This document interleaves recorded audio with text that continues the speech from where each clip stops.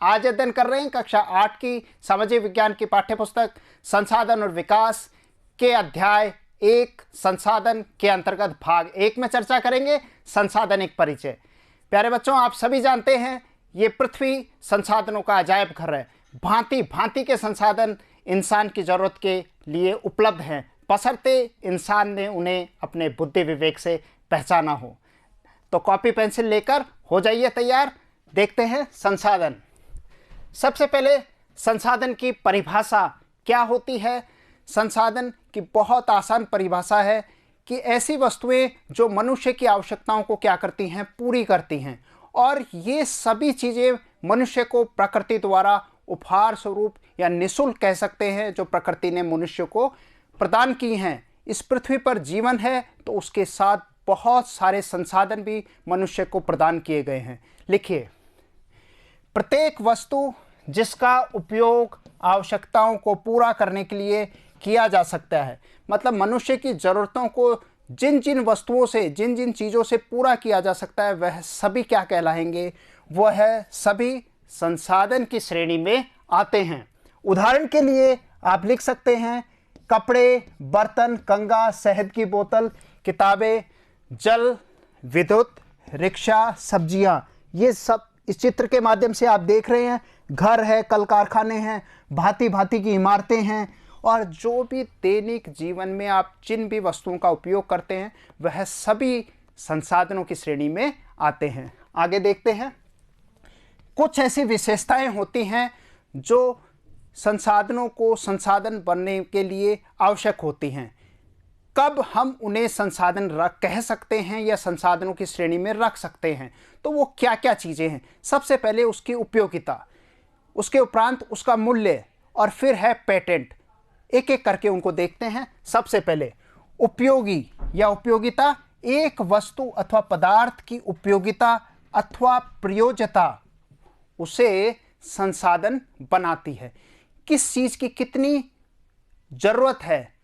अगर मनुष्य को, आपको भोजन की आवश्यकता है तो भोजन की आवश्यकता है भूख को मिटाने के लिए, जल की आवश्यकता है प्यास को बुझाने के लिए, हवा की आवश्यकता है श्वास लेने के लिए, ऑक्सीजन की आवश्यकता है, शिक्षा की आवश्यकता है, चिकित्सा की आवश्यकता है। तो ये आवश्यकता ही क्या बनाती हैं?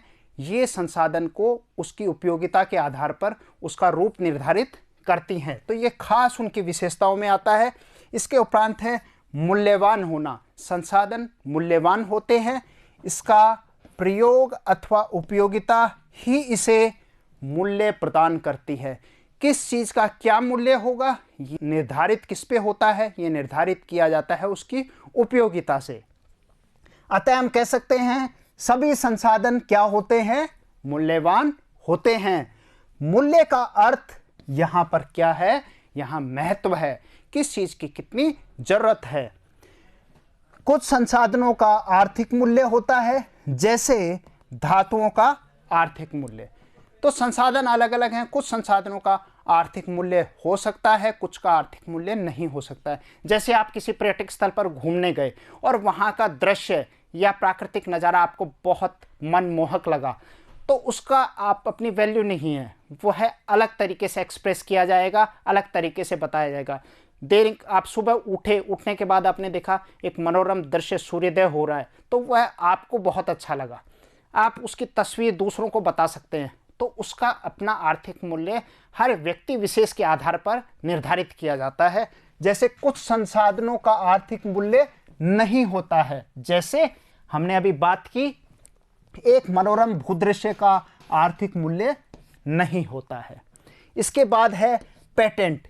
ये बहुत एक खास चीज़ होती है पेटेंट, कि कोई वस्तु की खोज की जाए, आविष्कार किया जाए, और आविष्कार करने के बाद किसी व्यक्ति विशेष के नाम से वह जानी जाए, या कह सकें उसके अधिकार क्षेत्र में रहे, तो वह उस वस्तु का क्या कहलाता है? पेटेंट कहलाता है। मैं आपको जानकारी दे दूं कि थॉमस अल्वा एडिसन, जो विश्व में जो विख्यात हुए बल्ब के आविष्कार के लिए, उनके नाम पर विश्व में सर्वाधिक पेटेंट आज मौजूद है। देखते हैं परिभाषा क्या है पेटेंट की। इससे तात्पर्य है किसी विचार अथवा आविष्कार पर एकमात्र अधिकार से है। जैसे दादी के घरेलू नुस्खे का आज वाणिज्यिक मूल्य नहीं है। आपकी दादी माँ घर पे बहुत सारे इलाज कर सकती, पर आज वो दुनिया भर में नहीं जाने जाते। परंतु अगर उनका पेटेंट करवा लिया जाए तो उनका वाणिज्यिक मूल्य हो जाएगा, यानी कि उनका कमर्शियल वैल्यू हो जाएगी। लेकिन यदि वे पेटेंट कराने के उपरांत मेडिकल फर्म द्वारा बेचे जाते हैं तो दादी माँ के नुस्खे भी क्या हो सकते हैं, मूल्यवान हो सकते हैं, बशर्ते उनका पेटेंट कराना आवश्यक होगा। आगे देखते हैं। पदार्थों को संसाधन में परिवर्तन करने के लिए कुछ महत्वपूर्ण कारक होते हैं कि बहुत सारी चीज़ें हैं जो उपलब्ध हैं, उन्हें हम संसाधन कह सकते हैं, परंतु उसको प्रभावित क्या कारक करते हैं उनको हम देखेंगे, या परिवर्तन कौन से कारक उनको परिवर्तन कर रहे हैं उसके ऊपर नज़र डालते हैं। सबसे पहले है समय। समय के अनुसार बहुत सारे बदलाव हुए। समय के अनुसार आप देख रहे हैं पहिए का आविष्कार हुआ। पहले आदिम अवस्था में आप देखें किस तरीके के लकड़ी के पहिए तैयार किए जाते थे, और भांति भांति से आज प्रौद्योगिकी के इस्तेमाल से, किस तरीके से तकनीक के विकास से, बुद्धि विवेक से, विज्ञान के अनुसंधानों से, नवाचारों से किस तरीके से एक बदलाव आ गया है संसाधनों में, वो हम देख सकते हैं। तो इसके अंतर्गत एक समय महत्वपूर्ण घटक आता है। दूसरा है प्रौद्योगिकी। प्रौद्योगिकी का मतलब होता है टेक्नोलॉजी। टेक्नोलॉजी से तात्पर्य है किसी कौशल को करने अथवा वस्तु बनाने में नवीनतम ज्ञान का अनुप्रयोग ही क्या कहलाता है, टेक्नोलॉजी कहलाता है। किसी काम को हम करें और उसमें एक नवीनतम ज्ञान का समावेश करें, उस ज्ञान को उसमें इंक्लूड कर दें, तो वह क्या कहलाएगी, टेक्नोलॉजी कहलाएगी। आगे देखते हैं। लोगों के विचार, ज्ञान, आविष्कार और खोज ही हैं जो और अधिक संसाधनों की रचना कर सकते हैं। मतलब है कि इंसान समय समय के साथ उसकी ज़रूरतें बदलती गई और समय के साथ उसने अपने बुद्धि विवेक प्रौद्योगिकी के इस्तेमाल से संसाधनों में बहुत सारे परिवर्तन कर दिए।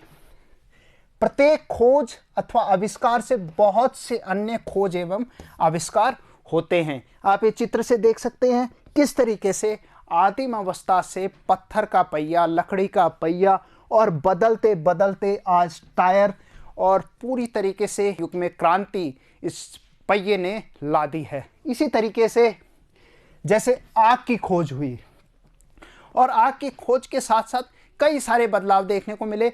जो भोजन में मज़ा पकने के बाद आता है वह एक आग की खोज के बाद ही देखने को मिलता है। खाना पकाने की पद्धति का प्रचलन होना आग की खोज के बाद, पहिए के आविष्कार से परिवहन की नवीनतम विधियों का विकास होना जो विश्व भर में देखा जाता है, आप भली भांति इसको जानते हैं। इसी तरीके से जल विद्युत बनाने की प्रौद्योगिकी, जिसे हाइड्रो इलेक्ट्रिसिटी कहते हैं, वो भी एक है कि जल किस तरीके से अनवरत पृथ्वी पर बहता था, पर मानव ने उसको अलग अलग उपयोगों में सिंचाई के रूप में ले रहा है, पीने के काम में ले रहा है, नहाने के काम में ले रहा है। मतलब जल के बिना पृथ्वी पर जीवन संभव नहीं है, परंतु उसी जल से उसने बिजली बनाना शुरू किया। ऊंचाई से उसको बांधों से गिराया, जलप्रपातों से ऊंचाई से जब उसने गिरते देखा तो किस तरीके से टरबाइन लगाकर उसने जल विद्युत बनाना सीखा। तो ये देखिए, जल से ऊर्जा उत्पन्न करने का एक महत्वपूर्ण संसाधन उसे बना दिया। तो इसी के साथ नमस्कार, फिर मिलेंगे अगले टॉपिक में। जब तक के लिए जय हिंद।